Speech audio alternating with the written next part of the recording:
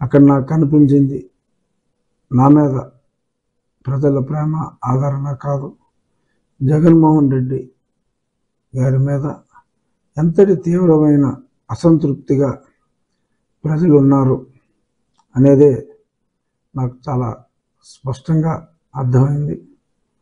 So అందుకనే అంటారు కొందరు, ముంజేతి కంకణానికి చూసుకోవడానికి అద్దాలు ఎందుకు అని. అలాగే మరి సర్వేలు మనకి సూచనగా తెలియజేస్తున్నా, ఏదైతే సర్వేల్లో చూసామో అది చాలా స్పష్టంగా ప్రజలందరితో, వివిధ వర్గాల ప్రజలతో మాట్లాడుతున్నప్పుడు ప్రత్యక్షంగా చాలా స్పష్టంగా అర్థమైంది.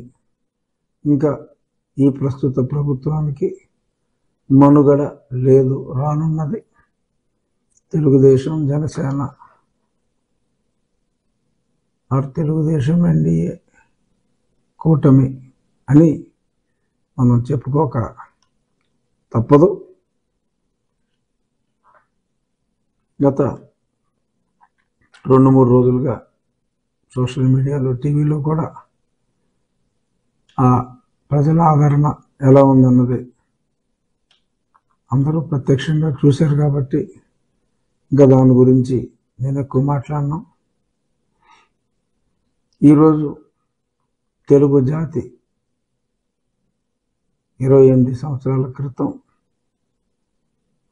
ఎంతో బాధపడిన రోజు 1996 జనవరి 18 మహావినిష్క్రమణం.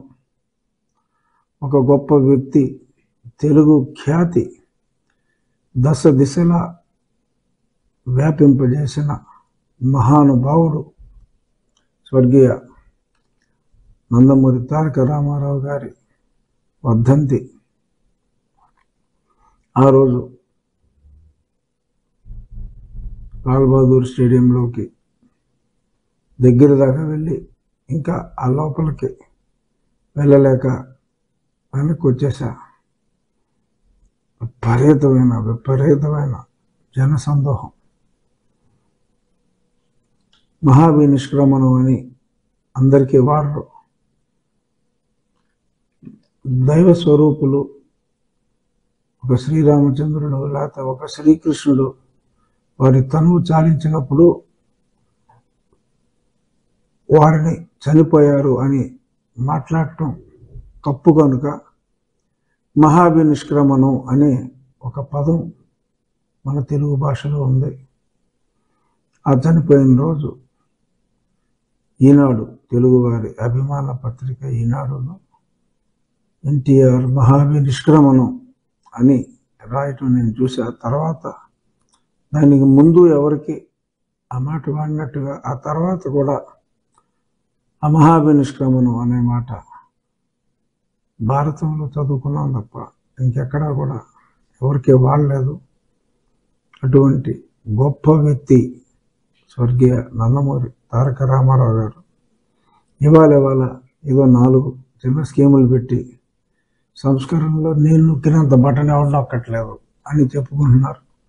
అసలు సంస్కరణల ఆది పురుషుడు స్వర్గీయ నందమూరి తారక రామారావు గారు. ఆ మహనీయుడి అడుగుజాడల్లో ఇంకా స్ట్రాంగ్గా ఆయన నిష్క్రమించినప్పటికీ కూడా ఆయన ఆశయాలతో మరి ఆ పార్టీని ముందుకు నడిపిస్తున్నారు పెద్దలు నారా చంద్రబాబు నాయుడు గారు. ప్రజల ఆదరాభిమానాలతో అప్రతిహతంగా కొనసాగుతుంది. రాజకీయాల్లో ఎత్తుపల్లాలు సహజం, ప్రజల ఎమోషన్స్ సహజం. ఎన్టీ రామారావు గారు ఉన్నప్పుడే ఆయనకే మరొకసారి తప్పలేదు ఓటమి, కానీ తిరిగి అద్వితీయమైన విజయం సాధించారు. అలాంటి అద్వితీయమైన విజయాన్ని ఆయన స్ఫూర్తితో మరి ఈరోజు తెలుగు ప్రజలందరూ కూడా తమ తప్పు తాము తెలుసుకొని ఆ మహనీయుని మీద ప్రమాణం చేసి స్వర్గీయ నందమూరి తారక రామారావు గారికి ఈరోజు మనం నివాళి ఆయన స్థాపించిన తెలుగుదేశం పార్టీకి ఒక అద్భుత విజయాన్ని అందిస్తామని మనందరం శపథం చేద్దాం. అదే ఎన్టీ రామారావు గారికి, అటువంటి మహాపురుషుడికి మనం ఇచ్చే ఘనమైన నివాళి. జోహార్ ఎన్టీఆర్. కృషి ఉంటే మనుషులు ఋషులవుతారు, మహాపురుషులు అవుతారు, తరతరాలకు తరగని వెలుగవుతారు, ఇలవేలుపులు అవుతారు. అటువంటి తెలుగువారి ఇలవేలుపు ఎన్టీఆర్. ఆయన ఎవరో మహానుభావుల గురించి ఆ సినిమాలో పాట రాశారు, కానీ ఆయనే ఇప్పుడు తెలుగువారికి ఒక ఇలవేలుపుగా మారారు అంటలో ఎటువంటి సందేహం లేదు. జోహార్ ఎన్టీఆర్, జోహార్ ఎన్టీఆర్. ఇక మన ప్రస్తుత రాజకీయాల్లోకి వచ్చేద్దాం. ఈ 2 రోజులు నేను స్పష్టంగా రచ్చబండ నిర్వహించలేకపోయా. మా ఊరి నుంచి కూడా గొంతు ఇంకా పూర్తిగా రికవర్ అవ్వలేదు. సో ఆ రోజు తీర్పు వచ్చింది, 16వ తారీఖు తీర్పు వచ్చింది. నిన్న పూర్తి ప్రతి మీడియాకి వచ్చింది. కానీ తీర్పులో ఏముంది, సాక్షిలో ఏముంది? సాక్షి చూసిన వాళ్ళు చాలా కన్ఫ్యూజ్ అయ్యి అదేదో చంద్రబాబు నాయుడు గారు ఏదో బిక్కమోహంతో, అంటే వారి కుటుంబాన్ని అవమానించినప్పుడు బాధపడిన వాడు బడుద్దాయితో సమానం. ఆయన is a human being. Emotional అయ్యారు. అప్పుడు ఎమోషనల్ అయిన ఒక ఫోటోని తీసుకుని కోర్టు తీర్పు ఆయనకి వ్యతిరేకంగా వచ్చిందన్నట్టుగా ఈ సాక్షి ఛానల్లో, పత్రికలో రాయటం దిగజారుడు రాజకీయాలకి ఒక పరాకాష్ఠగా మనం చూడాలి. అసలు కోర్టు ఏముంది, సాక్షివాడు ఏం రాశాడు? ఎందుకంటే సాక్షి చాలామంది చదవరు కనుక వాడేం రాశాడు? కోర్టు తీర్పు ప్రతి కూడా అందరూ 65 పేజీలు డౌన్లోడ్ చేసుకుని చదవలేరు కనుక అసలు కోర్టు ఏముంది క్లుప్తంగా ఒక 5 నిమిషాల్లో చెప్పే ప్రయత్నం చేస్తా. సుప్రీంకోర్టులో అన్లెస్ స్పెషల్గా రిఫర్ చేస్తే తప్ప అన్ని డివిజన్ బెంచ్, అంటే 2 మెంబర్ బెంచ్కే వెళ్తాయి. ఆ 2 మెంబర్ బెంచ్లో మరి జస్టిస్ అనిరుద్ధ్ బోస్ గారు, ఆయన పశ్చిమ బెంగాల్ నుంచి ఎలివేట్ అయ్యి వచ్చారు. 2వ judge junior judge Bela Trivedi గారు, వారు గుజరాత్లో లా సెక్రటరీగా పనిచేసి తర్వాత హైకోర్టు నుంచి సుప్రీంకోర్టుకి, మధ్యలో రాజస్థాన్కి వెళ్ళారు, సుప్రీంకోర్టుకి రావడం జరిగింది.